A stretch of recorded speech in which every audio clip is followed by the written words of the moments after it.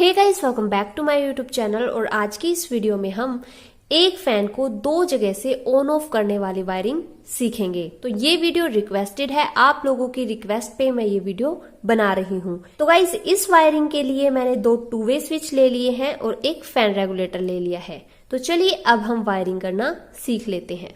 तो गाइस, सबसे पहले हम फेज वायरिंग करेंगे और इस फेज वायर को हम 2-वे स्विच के बीच वाले टर्मिनल पर कनेक्ट करेंगे। 2-वे स्विच में 3 टर्मिनल होते हैं। इन तीनों टर्मिनल्स में से हमें बीच वाले टर्मिनल पर ये फेज वायर कनेक्ट कर देना है। गाइस, मैं आप लोगों से एक बात पूछना चाहती हूँ, क्या मुझे मेरा यूट्यूब चैनल छोड़ देना चाहिए? क्योंकि मुझे मेरी मेहनत का फल नहीं मिल रहा है। तो आप लोग एक बार गौर करके बताइएगा कि मुझे चैनल आगे बढ़ाना चाहिए या फिर छोड़ देना चाहिए। तो गाइस, अब हमें लेना है एक और वायर और इसे हम कनेक्ट कर देते हैं 2-वे स्विच के इस ऊपर वाले टर्मिनल पर। और इसी वायर को हम यहां पर कनेक्ट करेंगे इस 2-वे स्विच के ऊपर वाले टर्मिनल पर। अब हम एक और वायर लेंगे और इसे भी हम इसी तरीके से कनेक्ट करेंगे जिस तरीके से हमने यहां पर कनेक्शन किए हैं। 2-वे स्विच के दोनों नीचे नीचे वाले टर्मिनल्स पर हम ये वायर कनेक्ट कर देंगे।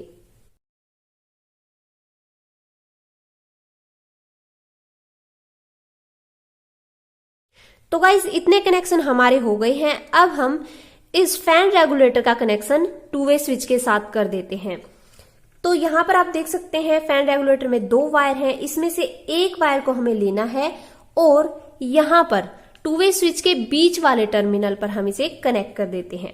तो गाइस, फैन रेगुलेटर का कनेक्शन हमने 2-वे स्विच के साथ कर दिया है। अब हमें क्या करना है, जो हमारा फैन रेगुलेटर का दूसरा वाला वायर है इसे हम यहां पर फैन के फेज वाले टर्मिनल पर कनेक्ट कर देते हैं, यानी कि फैन के फेज वाले वायर पर कनेक्ट कर देते हैं। फैन में 2 वायर कनेक्ट किए जाते हैं, एक फेज के लिए, दूसरा न्यूट्रल के लिए। तो फेज वाले वायर पे या फिर टर्मिनल आप कह सकते हैं, इस पे हम ये फैन रेगुलेटर वाला वायर कनेक्ट कर देते हैं। तो गाइस, फेज वायरिंग हमारी हो गई है। अब हम न्यूट्रल वायरिंग कर लेते हैं। न्यूट्रल वायर का आपको पता है कि किसी भी अप्लायंस में हम न्यूट्रल वायर डायरेक्ट ही कनेक्ट करते हैं।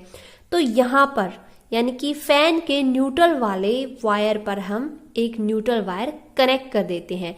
इस तरीके से हमारी वायरिंग कंप्लीट हो जाएगी। इस पे हम पीवीसी टेप लगा देते हैं। तो गाइस, वायरिंग हमारी कंप्लीट हो गई है। अब हम इसे टेस्ट कर लेते हैं और टेस्टिंग के लिए हम इसे सीधा कर लेते हैं।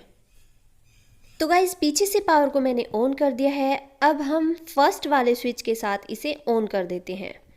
तो यहाँ पर आप देख सकते हैं हमारा फैन ऑन हो गया है। अब इसी स्विच के साथ हम इसे ऑफ भी कर सकते हैं। इसी तरीके से सेकंड स्विच से अगर हम इसे ऑन करना चाहते हैं तो ऑन कर सकते हैं। आप देख सकते हैं हमारा फैन दोबारा ऑन हो गया है।